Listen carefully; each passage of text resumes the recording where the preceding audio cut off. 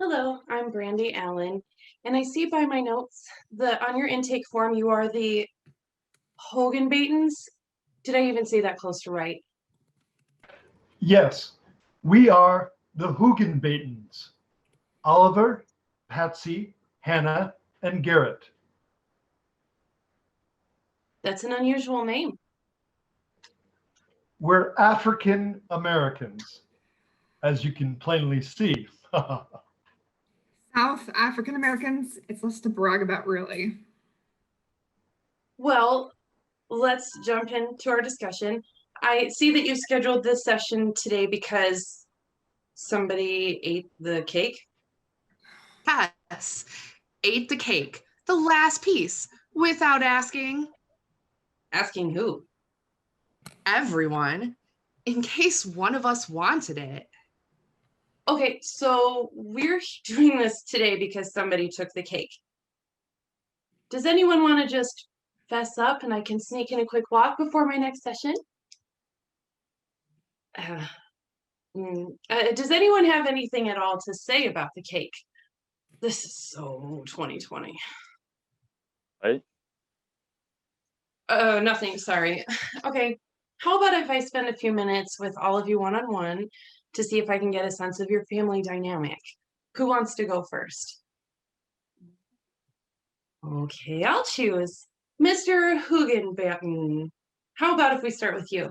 I'm going to put the rest of you in the waiting room without sound or video. I'll bring you back on when it's your turn.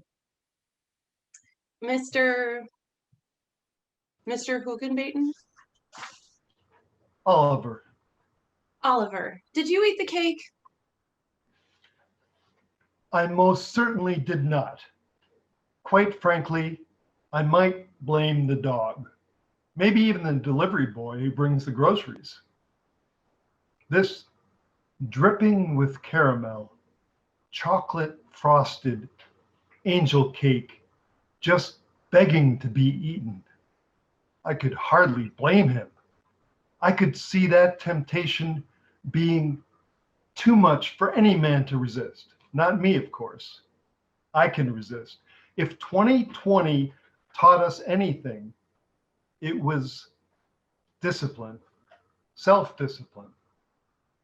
You see, in a way, I think 2020 was good for us. I know it was good for me and my wife, our marriage. We learned to rely on each other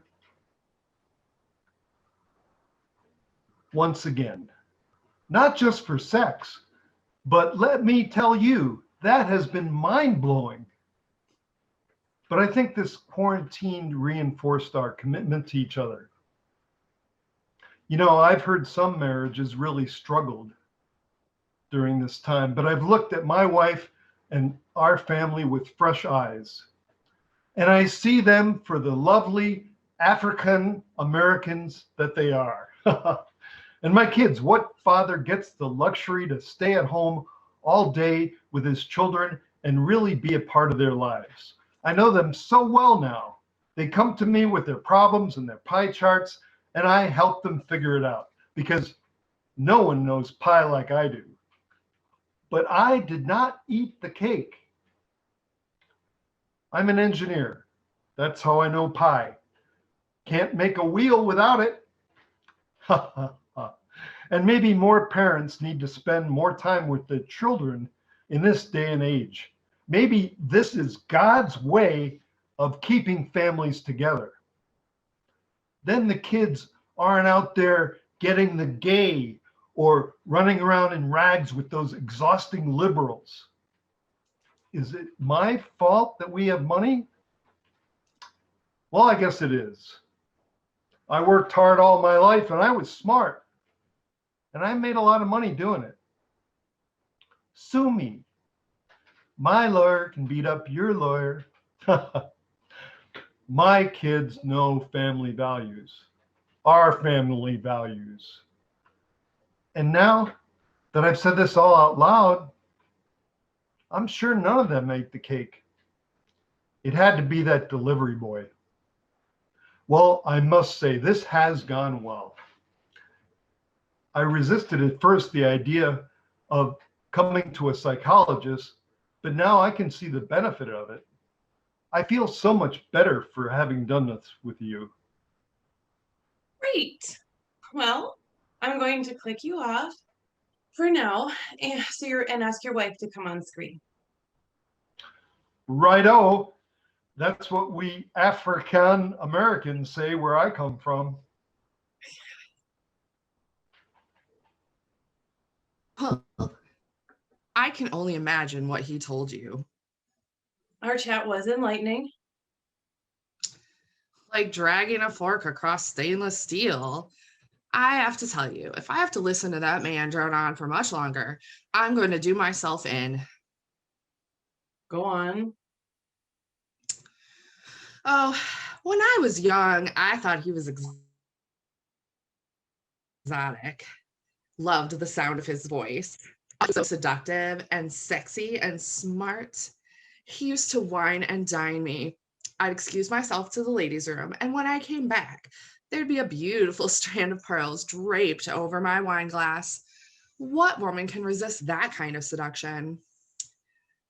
We've traveled the world, seen it all. He has left me wanting for nothing but a divorce. If 2020 taught me one thing, it's that we are so done. I've put my time in, raised the kids. Okay, I selected an excellent nanny. The kids turn out great. You'll find out when you talk to them. I think they've really enjoyed the past year. I guess all kids secretly love being with their parents, even when they try to pretend to be too grown up and cool to admit it. I think when I finally get out of this, I'm going to take a trip. By myself this time. And find a beach at a lovely resort and let cabana boys vie for my attention all day. I'll tip them well, especially, for their services rendered. Oliver is taken to sex again. Like it's a workout regimen. I thought we were so done with that years ago. I just lay there and hope it's over quickly. Thankfully, he's never been much with stamina, if you know what I mean. Yes, when we get out of this COVID thing, I'm going to embrace the new normal as a chance to reinvent myself.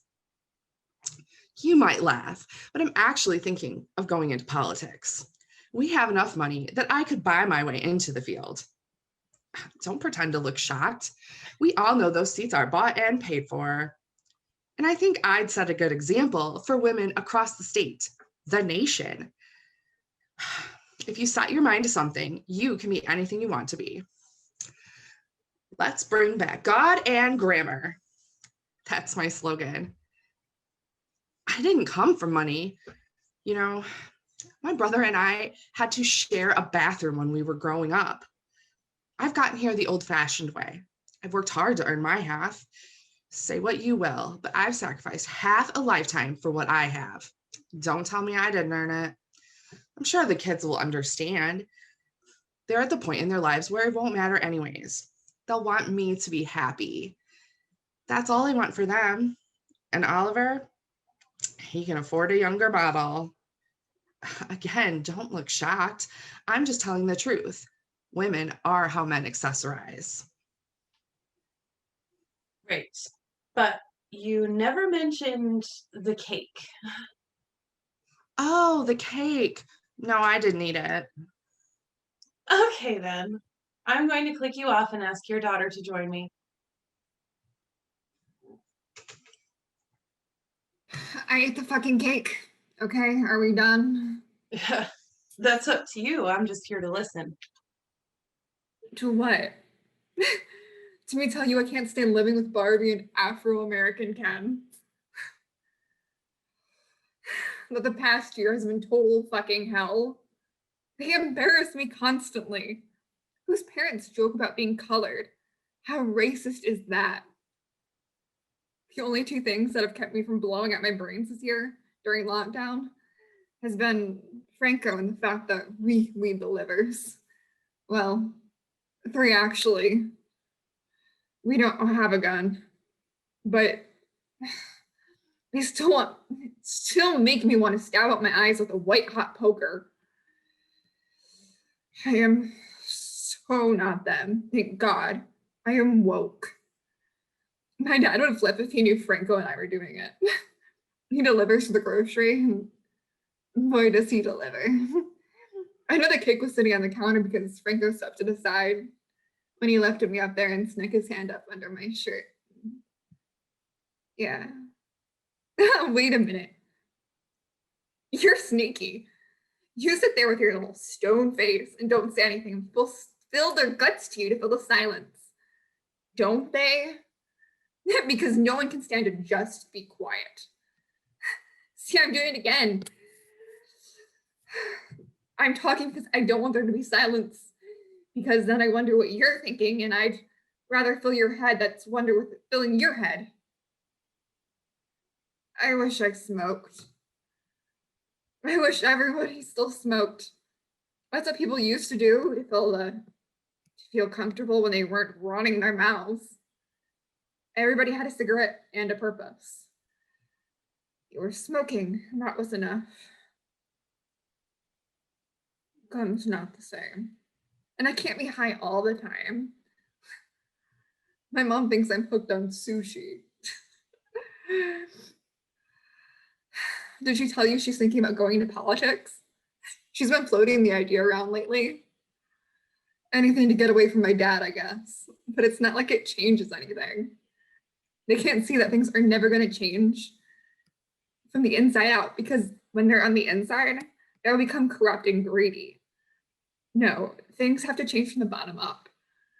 And when we start choosing up sides, look for me to be on the side of the colored people and the BLT queer folks, because I am woke. So all of this is pointless. Who cares about the fucking cake? Did you really eat the cake? Does it really fucking matter? Okay, I think I'll hear from your brother now. Hi, Garrett. Does everybody cry when they come to see you? Is that how you know that they're done?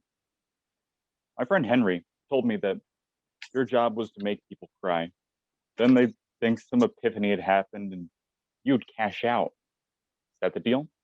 Because I got to tell you, I'm not going to cry. No matter how miserable this is, being stuck my whole senior year in this house, listening to my dad snore because he doesn't really have to work anymore. He falls asleep in his recliner watching CNBC.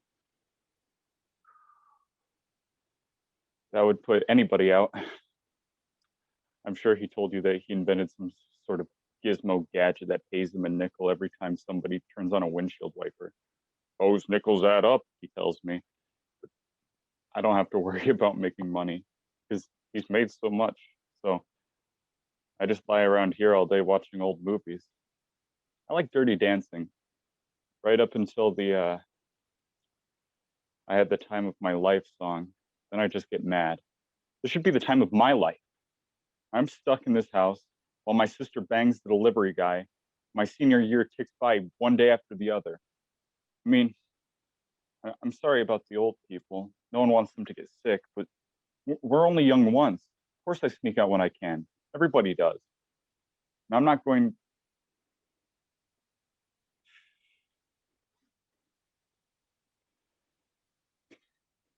never going to get this year back. How am I supposed to meet girls? No one's dropping off groceries and putting out for me. Maybe they would if they knew my superpower. Yeah, that's right. I have one.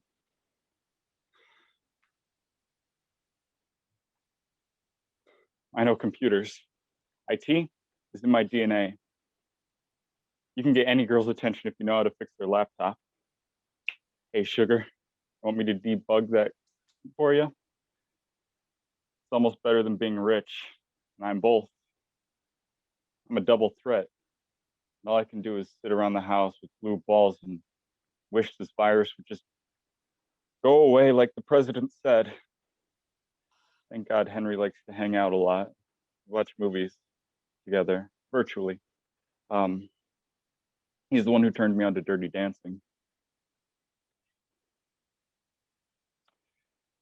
He knows all these cool old 80s movies. Those were the days. Those kids were so lucky. They could hang out and party and go to dances and football games and just be. But I told you, I'm not going to cry. Don't push me. Push? What? You all came to me for help. And after talking to you all, What did you analyze after talking to us all? And who ate the cake? what I analyzed is you people are ridiculous. Who cares about a damn piece of cake? I've been trapped in this house for a year with a houseplant and a fish. A houseplant and a fish and a constant stream of clients who want me to shoulder their problems because it's all too much to take. But do you hear me whining about it? Are my shoulders bigger than the average gal? No.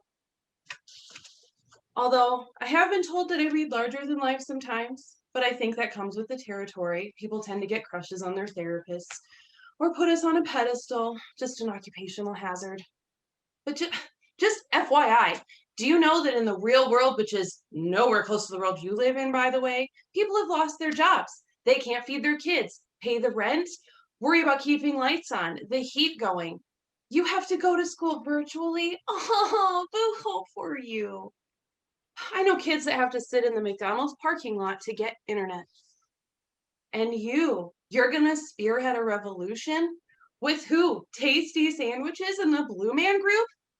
And money might buy you a seat at the table, but you're never going to understand what it means to serve the public. And that's not in your DNA, any of you. And speaking of DNA, you're not African American, you're white. So get over yourselves. It stopped being funny an hour ago. No, to be clear, it never was funny. Told you.